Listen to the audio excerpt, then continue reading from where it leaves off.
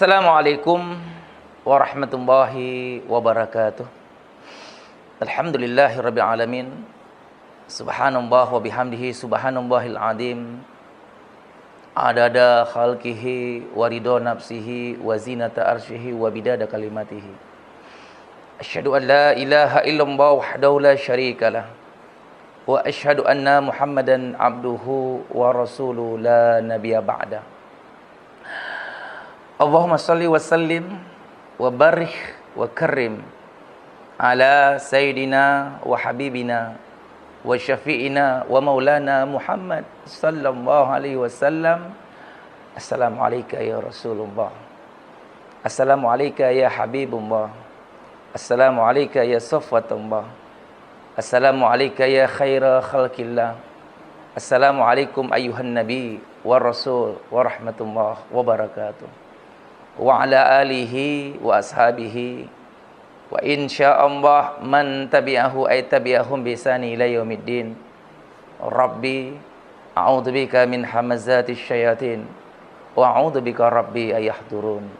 Subhanaka la ilma lana illa ma 'allamtana innaka anta alimun hakim.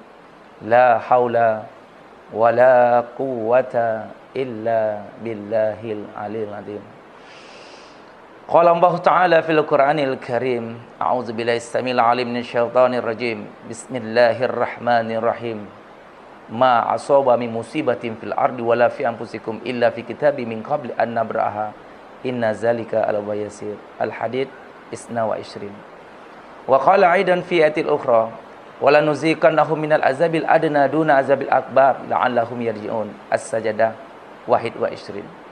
Wa qala aidan fi ayatil ukhra, qalu ta'irukum ma'akum azikirtum bal antum kaum musrifun. Yasin 19. Sadaqallahul adzim wa sadaqa Rasulullah sallallahu alaihi wasallam. Alhamdulillahirabbil alamin. Bersyukur kita kepada Allah. Sekarang kita sedang dalam keadaan berpuasa, dan alhamdulillah dalam kondisi seperti ini kita sedang diuji oleh Allah Jalla Jalaluh dengan COVID-19 atau disebut dengan corona. Ini tanda, ini bukti, ini ciri Allah sayang dengan kita. Allah tegur kita dengan COVID-19. Untuk apa ditegur oleh Allah? Karena di dalam surah As-Sajdah ayat 21 Allah berfirman, "Wala nuziqannahum minal azabil adna duna azabil akbar la'allahum yarji'un." As-Sajdah ayat 21. Kami datangkan musibah kecil kepada kalian. Penyakit kanker, tumor ganas, ginjal, diabetes, stroke, dipotong tangan, dipotong kaki karena diabetes. Datangnya COVID-19 ini musibah kecil. Banjir, gempa, tsunami, musibah kecil. Sebelum musibah besar kiamat, la'allahum yarji'un, agar kita back to basic, kembali taat kepada Allah, agar kita kembali sujud kepada Allah, agar kita kembali bertaubat kepada Allah. Berarti ini bukti Allah sayang dengan kita. Kita ditegur dengan COVID-19. Maka itu orang-orang beriman selalu berdoa, Allahumma inna la nas'aluka rabbal qada walakinna lutfa fihi. Ya Allah, kami bukan menolak takdirmu. Takdirmu adalah takdirmu. Tapi beri kepada kami kekuatan iman, keikhlasan, kesabaran, dan husnuzon, baik sangka atas takdirmu, dan al-lutfu. Al-lutfu adalah kecerdasan menangkap bahasa hikmah, bahasa peringatan di balik segala musibah bencana yang menimpa diri kami. Pedoman kita adalah Al-Quran dan hadis. Kalau kita berpegang teguh pada Al-Quran dan hadis, lan tadillu abada, sungguh kita tidak akan sesat dunia akhirat. Adanya Al-Quran, terciptanya peristiwa alam raya ini, yang semua itu ada dalam Al-Quran. Surah Al-Hadid ayat 22, Allah berfirman, ma asaba min musibah fil ardi wala fi anfusikum illa fi kitabim min qabli an nabraha inna zalika la yasir. Musibah yang terjadi di muka bumi ini, jodoh, rezeki, maut, semua sudah kami jadwalkan dalam lauhul mahfud kami, dalam takdir kami, dalam iradah kudrah kami. Kita saja yang terkejut. Tidak ada yang kebetulan. Orang yang menyebut kebetulan orang yang tidak bertuhan. Dalam 5 waktu, 17 rakaat, 17 kali kita menyatakan Alhamdulillahirabbil alamin. Peristiwa langit bumi ini dalam Rabbil alamin. Rabbi Rabbi, Allah yang mengatur, bukan kita. Dan jangan coba-coba sok-sok ngatur. Sombong, angkuh, bangga diri. Berapa lama kita hidup? Berapa lama kita berkuasa? Semua kita sudah divonis mati oleh Allah. Hanya persoalan waktu, di mana, kapan, dan bagaimana. Dan waktu terus berlalu, sementara kematian semakin mendekat. Semestinya kita semakin taat kepada Allah. Semestinya kita semakin dekat dengan Allah. Semestinya kita semakin senang berbuat baik terhadap makhluk Allah. Allahu Akbar, walillahil hamd. Maka itu ikhwatal iman dimanapun berada, dalam kondisi seperti ini, maka itu apa yang dianjurkan oleh pemerintah, ati Allah wa atiur Rasul wa uli amri minkum. Taatlah kepada Allah dan Rasul dan para pemimpin. Apa yang dianjurkan oleh para pemerintah kita ini dilaksanakan. Di antaranya kita memperbanyak cuci tangan. Kemudian yang sakit pakai masker, ini ikhtiar. Tubuh kita dibagi dua, jasad dan ruh. Ikhtiar jasmani wajibun. Ketika sahabat datang kepada Rasul, "Ya Rasul, ana maridun, aku sakit. Mud yadaka ila sama, angkat kedua tanganmu, minta kepada Allah agar aku sembuh." Apa jawab Rasul? "Izhab ila tabib." Izhab ila tabib.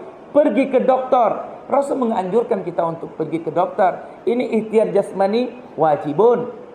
Ikhtiar untuk tidak keluar rumah. Kita diperintahkan oleh pemerintah untuk lockdown, untuk standby di rumah. Silakan. Ikhtiar jasmani harus kita lakukan. Ini wajibun. Ini di antara sunnah Rasul. Yang sakit jangan keluar rumah. Kita disuruh memakai masker. Kemudian kita disuruh cuci tangan. Tapi kalau mau include, mau sempurna, tidak hanya cuci tangan, tapi berhudu. Dalam Al-Baqarah ayat 222 Allah berfirman, "Innallaha yuhibbut tawwabina wa yuhibbul mutatahhirin." Allah mencintai hamba-hamba yang bertobat dan hamba-hambanya yang mensucikan diri. Tidak hanya cuci tangan. Kalau mau include, mau sempurna, mau komplit semuanya, kita berhudu. 14 abad yang silam, baginda Rasulullah SAW sudah memerintahkan kita untuk selalu menjaga hudu. Batal hudu, batal hudu. Mau ke kantor berhudu, mau ke pasar, mau bekerja, mau bertidur, dimanapun berhudu. Tidak hanya cuci tangan. Kalau mau include, mau sempurna, jaga air sembahyang.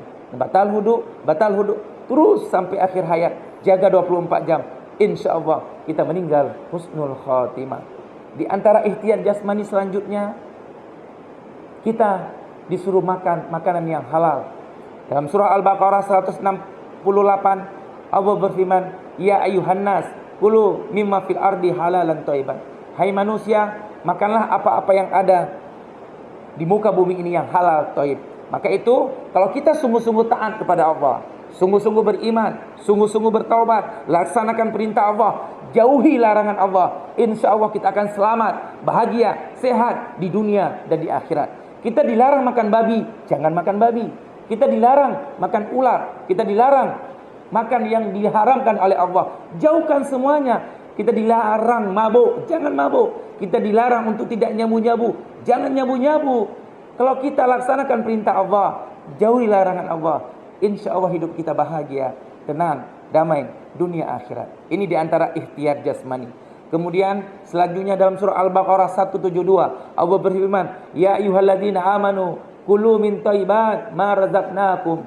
Makanlah yang baik dan thayyib. Maka itu ikhtiar jasmani harus kita lakukan. Kewajiban kita berusaha, hasil di tangan Allah. Kewajiban kita berbuat baik terhadap makhluk Allah tidak, tapi tidak wajib mengharapkan kebaikan kepada orang yang kita buat baik. Kemudian ikhtiar jasmani selanjutnya, minum madu. Surah An-Nahlun, Nahlun ayat 69. Allah berfirman, "Yakhruju min butuniha syarabun muhtalifun alwanuhu fihi syifa linnas." Akan keluar dari perut lebah bermacam warna-warni madu. Bermacam warna-warni madu. Fihi syifa, di dalamnya ada obat bagi manusia. Ini ikhtiar jasmani, tip ala Rasulullah yang berhubungan dengan kampung tengah, perut usus, madu dan kurma. Maka itu kurma 20 kali disebutkan dalam Al-Quran. Maka itu setiap butiran kurma kalau kita belah, itu ada serat-serat putih. Gunanya untuk apa? menambali luka-luka pada dinding perut. Maka itu selanjutnya setelah kurma dan madu, jangan lupa minyak zaitun. Itu untuk berhubungan dengan ginjal. Kemudian selanjutnya ikhtiar jasmani yang berhubungan dengan jantung dan hati, itu habatus soda, jintan hitam. Ikhtiar jasmani wajibun. Kita harus berikhtiar. Maka itu kita harus berbaik sangka dengan segala musibah bencana yang diberikan oleh Allah. Karena di balik sakit ada rahmat, di balik musibah ada hikmah. Itu ikhtiar jasmani. Ikhtiar jasmani sudah selesai. Sekarang kita kembali kepada ikhtiar rohani.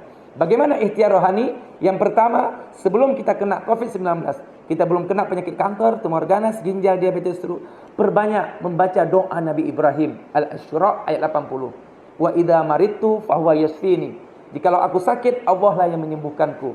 Kemudian jangan lupa baca doa taubat Nabi Adam Al-A'raf ayat 23. Rabbana zalamna anfusana wa illam taghfir lana wa tarhamna lanakunanna minal khasirin.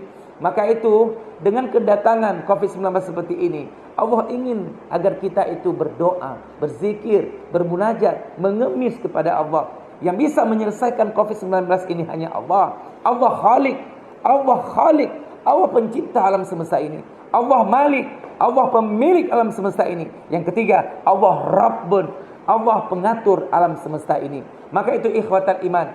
Ikhtiar rohani selanjutnya, baca doa taubat Nabi Yunus. Yang ada masalah di kantor, yang ada masalah di perusahaan, yang ada masalah di PT, bacalah doa taubat Nabi Yunus Al-Anbiya 87. La ilaha illa anta subhanaka inni kuntu minadh dhalimin.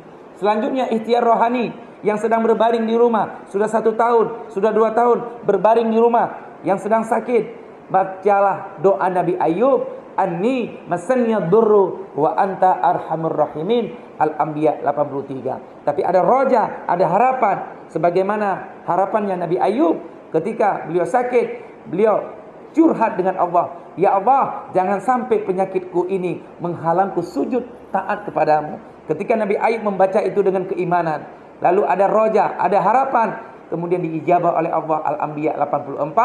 Fastajabna lahu, maka diijabah doa Nabi Ayub. Kemudian Allah sembuhkan Nabi Ayub, anaknya yang hilang diganti kembar semuanya, dan hartanya yang hilang digantikan oleh Allah. Maka itu ikhwatal iman dimanapun berada, marilah kita ambil hikmah dengan COVID-19 ini. Kita harus berbaik sangka kepada Allah. Mudah-mudahan insya Allah dengan kita sabar, bertawakal, dan terus mendekatkan diri kepada Allah. Jangan tinggalkan Allah, jangan lupakan Allah. Semakinlah mendekat kepada Allah, karena yang bisa menyelesaikan masalah COVID-19 ini hanyalah Allah. Mari terus kita mendekatkan diri kepada Allah. Insya Allah badai pasti akan berlalu. Mudah-mudahan dalam situasi seperti ini kita terus berdoa, berzikir, berhusnuzon, baik sangka kepada Allah. Mudah-mudahan kita bisa menyelesaikan COVID-19 ini dengan keadaan selamat. Subhanakallahumma bihamdika, asyhadu an la ilaha illa anta, astaghfiruka wa atubu ilaik. Wabillahi taufiq wal hidayah. Assalamualaikum warahmatullahi wabarakatuh.